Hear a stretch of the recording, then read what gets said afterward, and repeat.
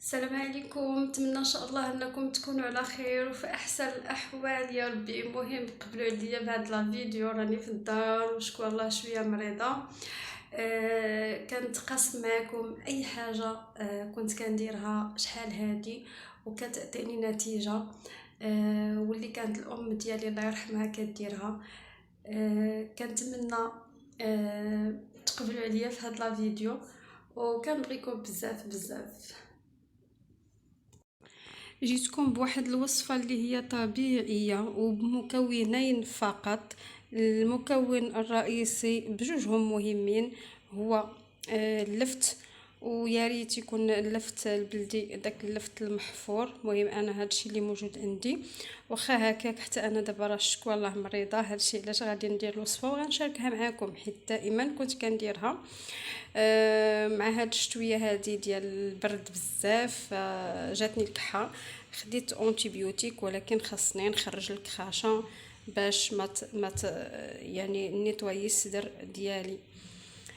وعندي هنايا العسل الحر. ديجا انايا فاش كانوا عطاوني الوصفه هي بسنيده، ولكن يعني انا كان نبعد على الحاجه اللي مصنعه. فانا كنت بدلتها بالعسل الحر. الكحة خاصها ضروري تعالج، وانتم عارفين الانسان في الحالات المستعصية اللي عارف راه كياخد انتيبيوتيك. كاينه الكحة الناشفة وكاينه اللي كتكون عامرة، فضروري الانسان يشوف الطبيب. الا كانت واصله باش الواحد ما كتزيدش تطور الحاله ديالو. نتوما عارفين يعني داك الكحه الموسميه كيبان لكم غير صافي جاتني لا غريب نزله عاديه، ولكن راه ماشي عاديه لا ما تعالجاتش من بعد مده طويله، فراه كترجع بالحساسيه المزمنه. وهذا الشيء علاش كيكثروا لي زازماتيك. يعني دائما الانسان خاصو يمشي يدير النوبيليزاسيون، لانه صافي كيتخنق وكيمشي له الاكسجين. وزائد مهم بزاف ديال الامراض، ما غاديش ندخلوا في هاد التفاصيل هذه اللي هما مهم. كما شفتوا معايا فانا كنحك اللفت هنايا، وغادي نزيد نكمل. هانتوما فانا غادي نزيد نكمل الحكان ديال اللفت ديالي وغادي نوريكم المراحل. مهم لا داعي نوريكم هذا اللفت كيفاش كيتحك. مهم خليكم معايا. من بعد ما ساليت الحكان ديالي هكا كيرجع، من بعد كناخذ واحد القرعه ديال الزاج. مهم انا عندي هذه كان فيها الكونفيتير، وغادي نوظفها باش ندير فيها اللفت محكوك. وغادي نخليه واحد نهير كامل حتى كيتخمر داك اللفت مع العسل. واللي ما عندوش العسل يدير سنيده. صراحه انا اول ما بديت الوصفه راه كنت كندير معاها غير سنيده، ولكن بقيت كنبغي شي حاجه اللي بعد ما ساليتو كامل درتو في هاد القرعه هذه ديال الزاج. غادي ناخذ العسل الحر كما كتشوفوا معايا. فهذه جامه طلقه نشوف هذه ندير واحد 2 معالق.